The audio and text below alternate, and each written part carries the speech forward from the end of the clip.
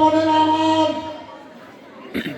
সামনে স্বাধীনতা সাংবাদিক ভাই ও বোনেরা আমার, সবাইকে আমার সালাম ও আদাব দিয়ে আমি স্বল্প কথায় আমার বক্তব্য শেষ করব। সর্বপ্রথম শ্রদ্ধার সহিত স্মরণ করি এই স্কুলের একজন শিক্ষক গত বছর চিরবিদায় নিয়েছে। আমি তার আত্মার মাগফিরাত কামনা করি এবং তার ছেলে মেয়েদের জন্য আল্লাহ তাআলা ভালো লাগে তার ব্যবস্থা করার জন্য আল্লাহ তাআলার কাছে দোয়া কামনা করি। প্রিয় ছাত্র ছাত্রী সাথীরা, আজকে এখানে যে সমস্ত ভাইয়েরা আমার বক্তব্য রেখেছে,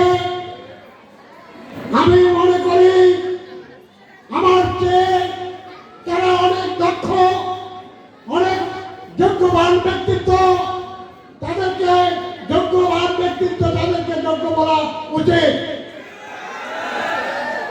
তাই তোমাদেরকে আমি ঠিক একই ভাষায় কথা বলবো। আগামী দিনে আমরা যে মঞ্চে দাঁড়িয়ে বক্তব্য রাখছি, তোমরা লেখাপড়া শেষ করে বিভিন্ন জন বিভিন্ন জায়গায় যাবে, বিভিন্ন প্রতিষ্ঠান থেকে শিক্ষা অর্জন করবে।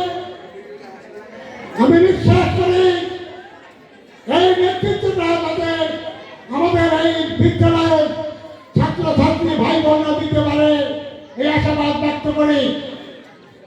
যারা নবীন, যারা ভর্তি হয়েছ, তোমরা চেষ্টা করবে আগামী দিনে যাতে ভালোভাবে লেখাপড়া করে মানুষের মতো মানুষ হতে পারো, এই চেষ্টা তোমরা করবে। প্রিয় ছাত্র ছাত্রী সাথীরা আমার যোগ্যতম শিক্ষক এখানে রয়েছে।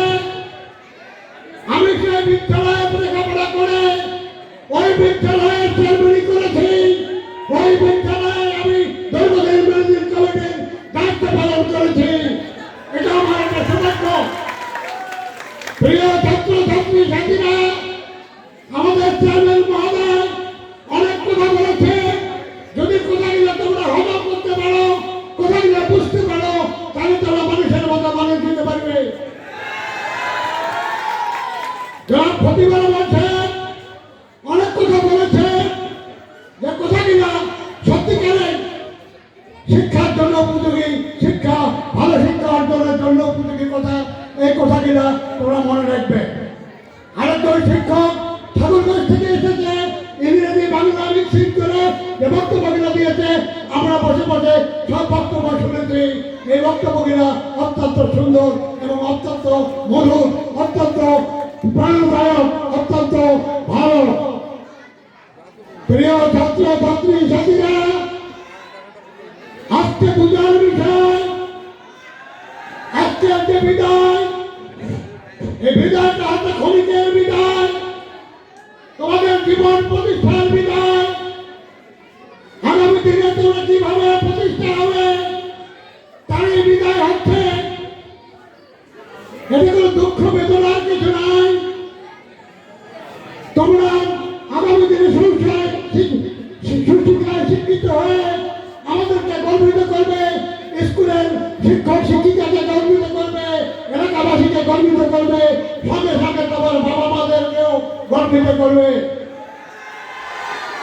প্রিয় ছাত্র ছাত্রী সাথীরা আমার, যারা নবীন রয়েছেন, যারা নবীন এখানে ভর্তি হয়েছেন, হয়তো নতুন ভাবে তোমরা আজকে স্কুলে এসেছ, স্কুলের অনেক নিয়ম কানুন তোমাদের জানা নাই।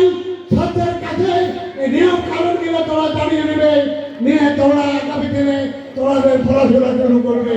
তোমাদের পড়াশোনা যাতে বাস্তবমুখী হয়, যাতে সহজভাবে তোমরা পড়াশোনা করতে পারো, যাতে যেটা বুঝতে না পারো সেটা ছাত্রের কাছে বুঝাই দিবা, এই শিক্ষাটা যাতে তোমরা অর্জন করতে পারো, এই প্রত্যাশা আমি করি।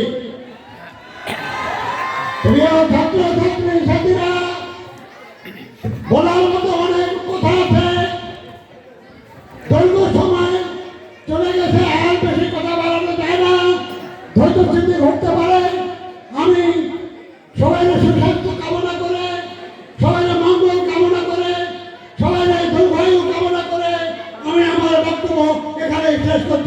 খোদা হাফেজ, বাংলাদেশ জিন্দাবাদ।